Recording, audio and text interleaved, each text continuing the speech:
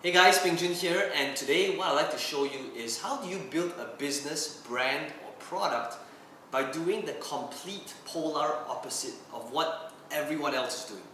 Now for a really long time, what I've built, whether it's my business or my product launches, has been pretty much unconventional. And many times people have asked me, how do you do it? You know, when I first started even this business, many people told me that it can't be done. You know, conventional business does not look like this. I'm currently in my office, and over here there are pool tables, bean bags, and in an environment like this where I'm sitting out in the open with the rest of my colleagues. Being here in Asia, this sort of culture, while this might be common in, say, Silicon Valley, being here in Asia, this is definitely very uncommon. And you'll see that I'm currently in this workspace now, and there are bean bags and where everyone sits out in the open. One of the things that I've managed to build, whether it's a product or a business, whether it's in our past launches where I did 7 figures, one of the things that I normally think about, the whole thought process, is how do I separate and differentiate my business and my products from the existing products out there. And in this video, I'm going to be showing you exactly the whole thought process behind it.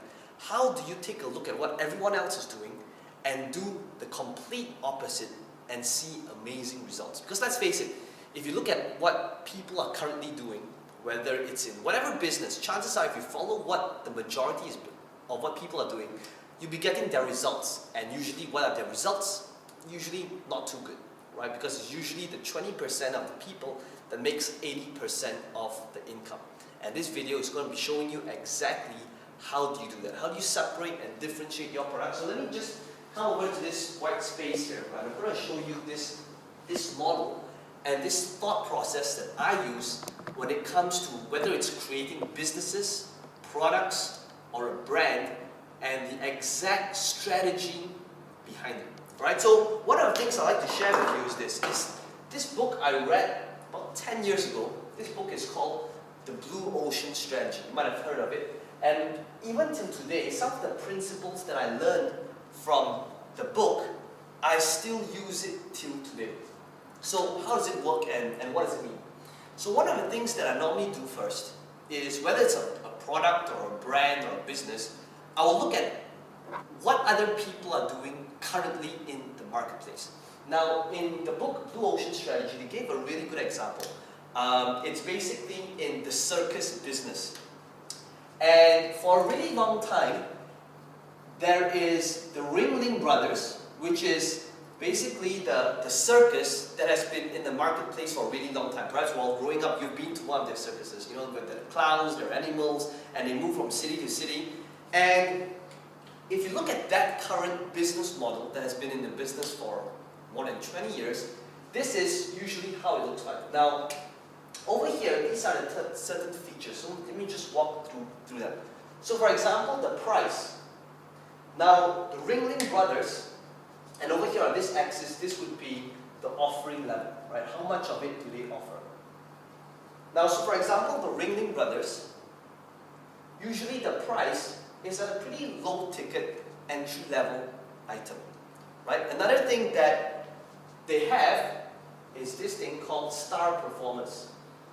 So many times for Ringling Brothers, they rely heavily on one certain superstar, where they're in charge of all the stunts and tricks and the magic shows. So it's heavily reliant on a star performer. Next thing is aisle concessions. So what is this?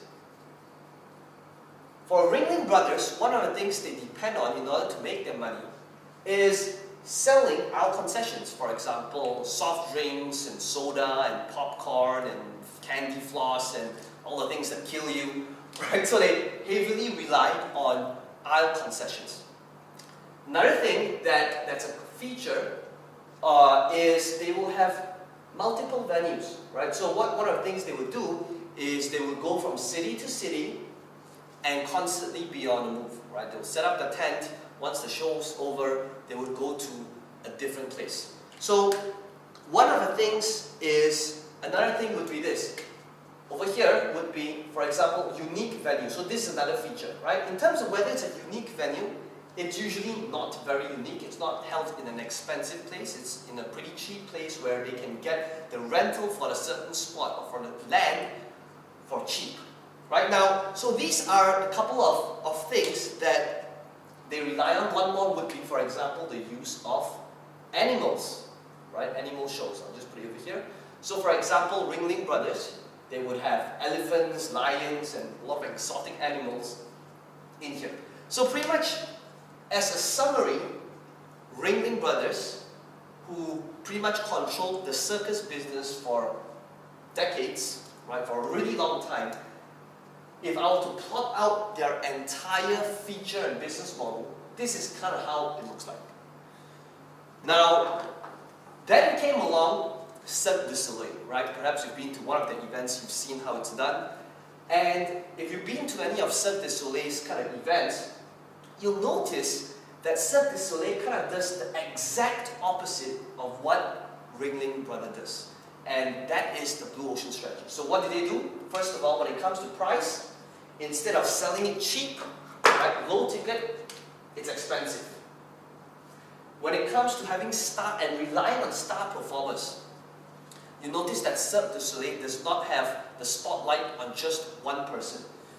They do not rely on star performers. And the reason for that is so that if someone is sick or someone quits, they could easily replace the person and become systematized, and it's a whole lot more automated. So they do not rely on star performers. Next thing, aisle concessions. They do not rely on aisle concessions because they are already charging a very high price here. Right? So it's not heavily dependent on aisle concessions. In terms of multiple venues, Cirque du Soleil, if you've been to their events, they only have it in one place. You know, if it's in Vegas, they do not move around, right? They just stick at one same venue. When it comes to the venue, it's very unique. It's usually in the high-end posh area, right? In a hotel, right? Whether it's in the Bellagio in Vegas, it's usually in a very unique venue. And finally, when it comes to something like animal shows, they do not use animals at all, right? Quite the opposite. It's not heavily reliant on animals.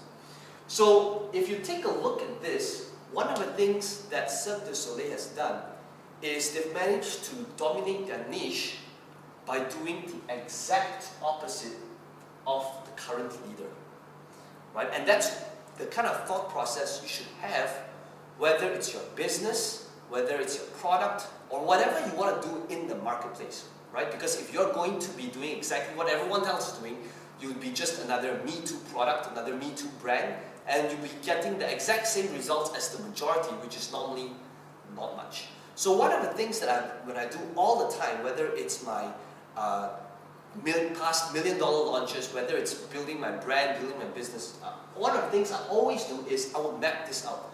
I would say, okay, let's take a look at what everyone else is doing, whether it's my seminars or events. So for example, if it's my seminars or events, one of the things I would do would be this. I would, again, map this out, and the first thing, again, that I would do is I would ask myself, okay, so back to this.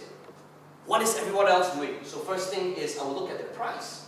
And let's say this is, for example, this would be seminar business, right? I would say, okay, most of the time people, their business model in the seminars is they would charge something that's pretty cheap, get people in first, and then they would rely on a lot of upsells and selling within the event, right? Another thing they would do is they might have multiple speakers.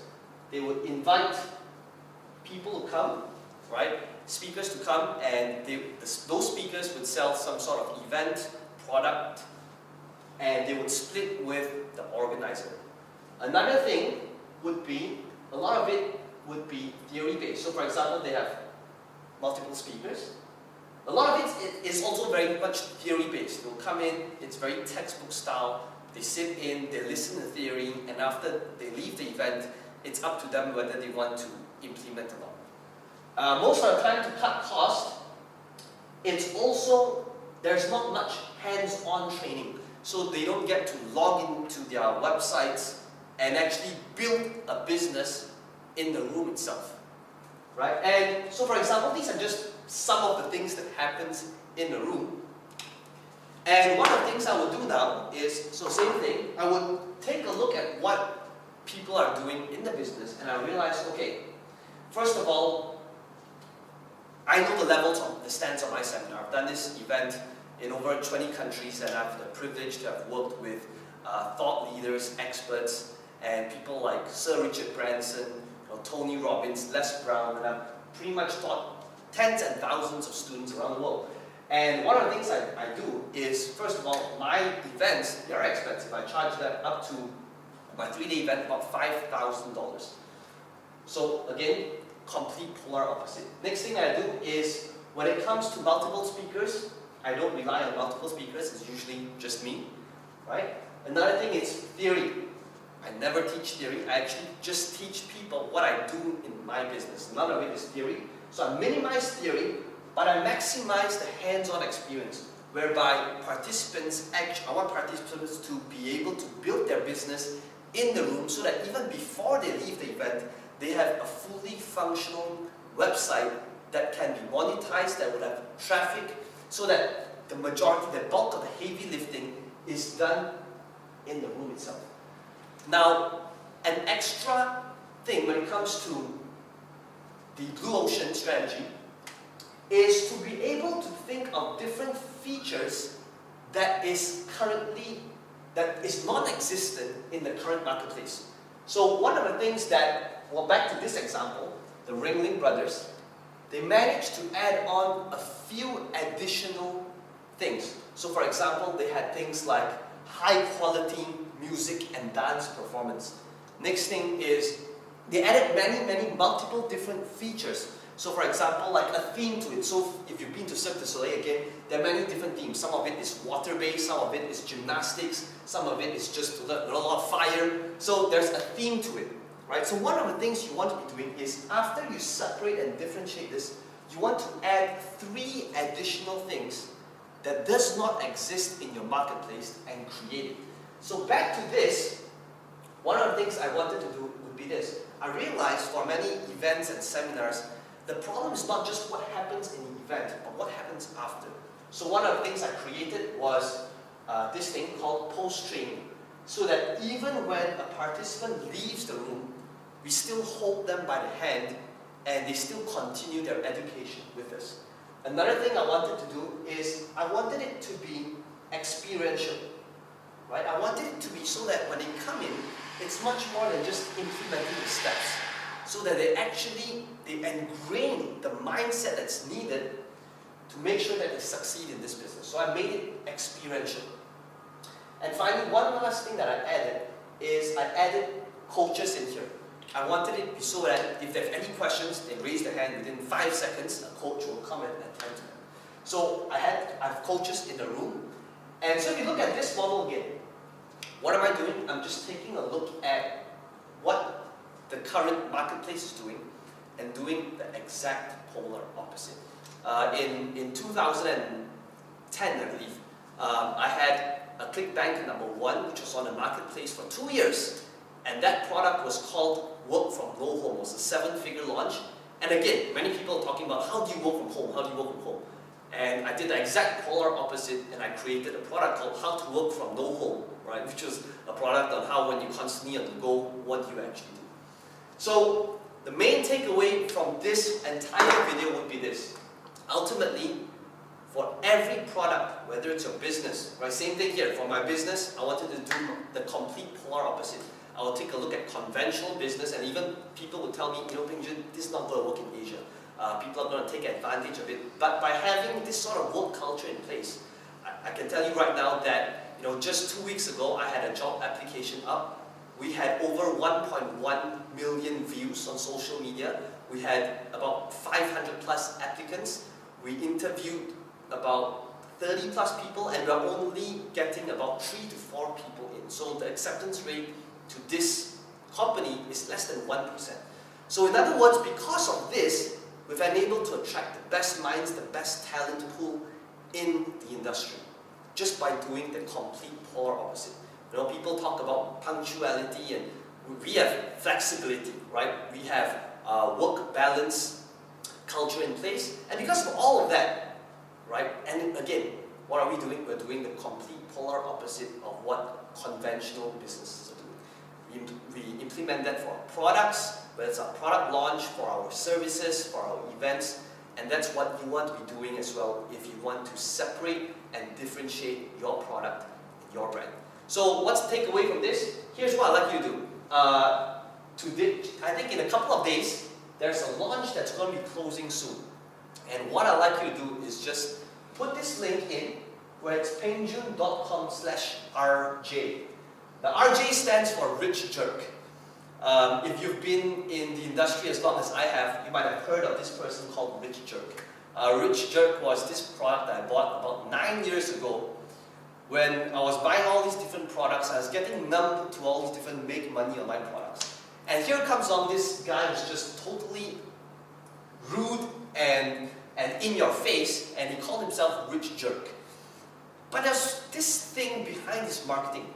Despite him being in your face and rude, people kind of liked him, and he made multi-millions of dollars from being a rich jerk.